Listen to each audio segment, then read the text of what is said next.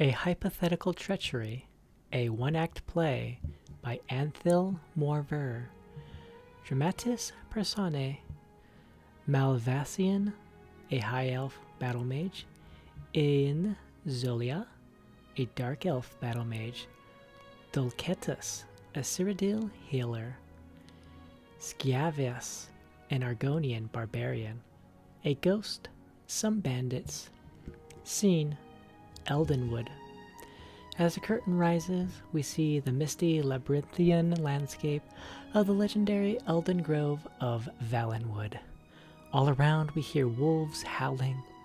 A bloodied reptilian figure, Sciavus, breaks through the branches of one of the trees and surveys the area. Sciavus, it's clear. In Zolia, a beautiful dark elf mage climbs down from the tree, helped by the barbarian. There is a sound of footsteps nearby. Sciavus readies his sword, and Inzolia prepares to cast a spell. Nothing comes out. Inzolia, you're bleeding. You should have Dulcetus heal that for you. Sciavus, he's still drained from all the spells he had to cast down in the caves. I'm fine. If we get out of this and no one needs it more, I'll take the last potion of healing. Where's Malvasian?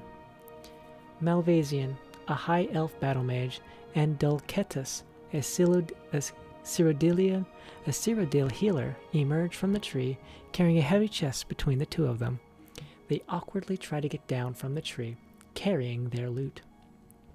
Malvasian, here I am, though why I'm carrying the heavy load is beyond me. I always thought that the advantage of dungeon delving with a great barbarian was that he carried all the loot. Sciavus, if I carried that, my hands would be too full to fight, and tell me if I'm wrong. But not one of the three of you has enough magicka reserve to make it out of here alive. Not after you electrified and blasted all those homunculuses down there, down below ground. Dulcetus, homunculi. Sciavus, don't worry, I'm not going to do what you think I'm going to do. In Zolia, innocently, what's that? Sciavus, kill you all and take the ebony mail for myself. Admit it, you thought I had that in mind.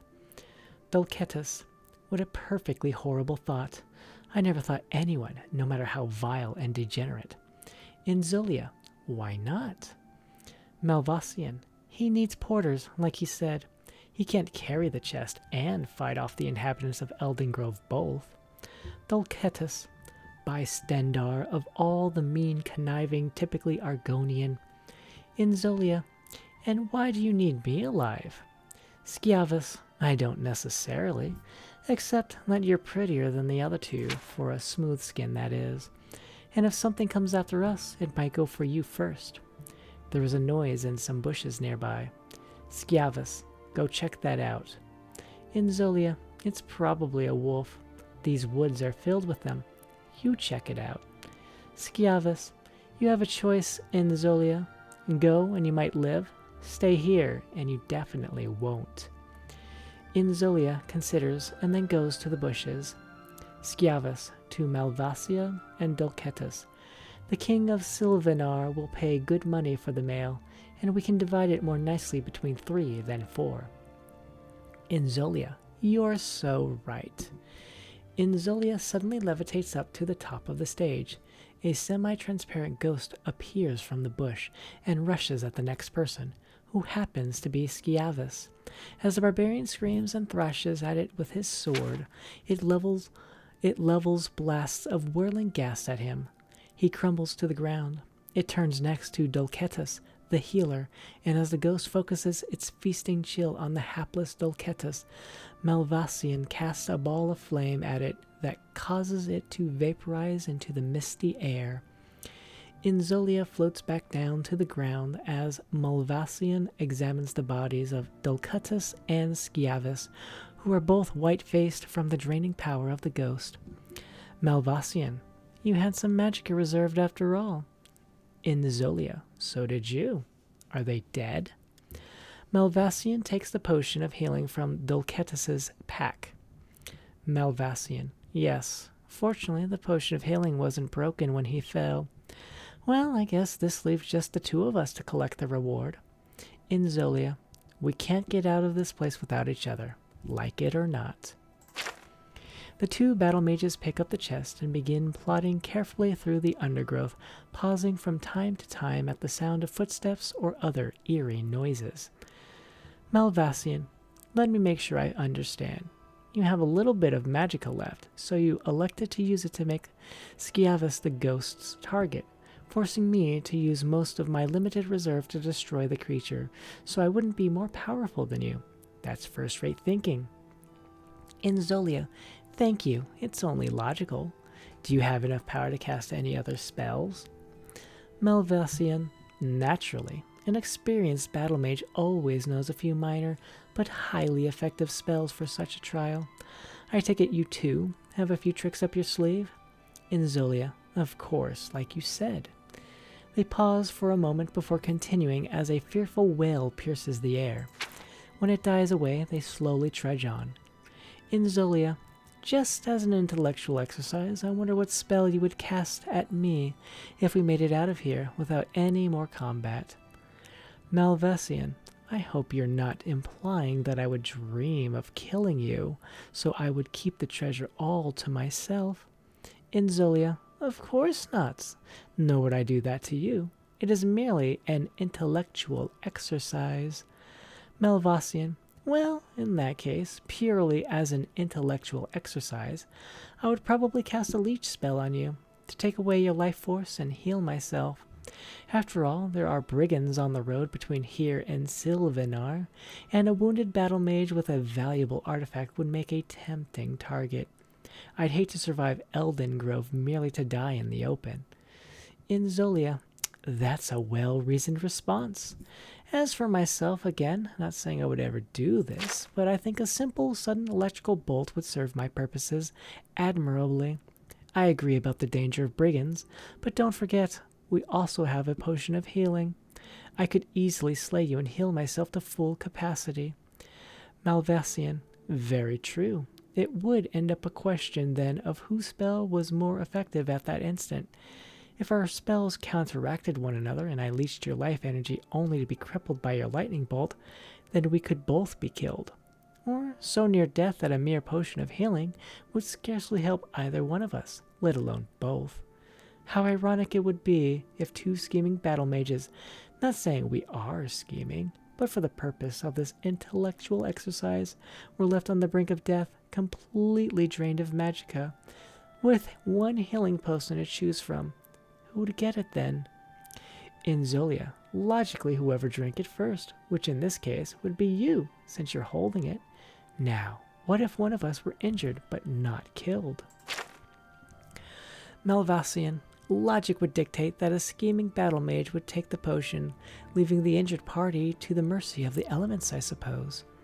Inzolia, that does seem most sensible. But suppose that the battle mages, while certainly scheming types, had a certain respect for one another. Perhaps in that case the victorious one might, for instance, put the potion up a tree near his or her gravely wounded victim. Then, when the wounded party had enough magicka replenished, he or she would be able to levitate to the tree branches and recover the potion.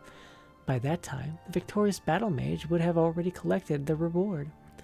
They pause for a moment at the sound of something in the bushes nearby. Carefully, they climb across the branches of a tree to bypass it. Malvasian, I understand what you're saying, but it seems out of character for a hypothetical scheming battle mage to allow his or her victim to live. Inzolia, perhaps, but it's been my observation that most scheming battle mages enjoy the feeling of having bested someone in combat and having that person alive to live with the humiliation.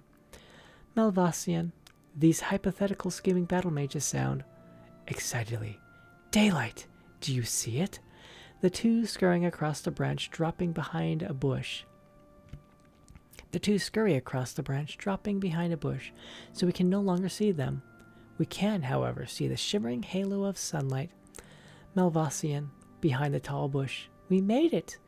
Inzolia, likewise, behind the tall bush. Indeed. There is a sudden explosion of electrical energy and a wild howling aura of red light, and then silence.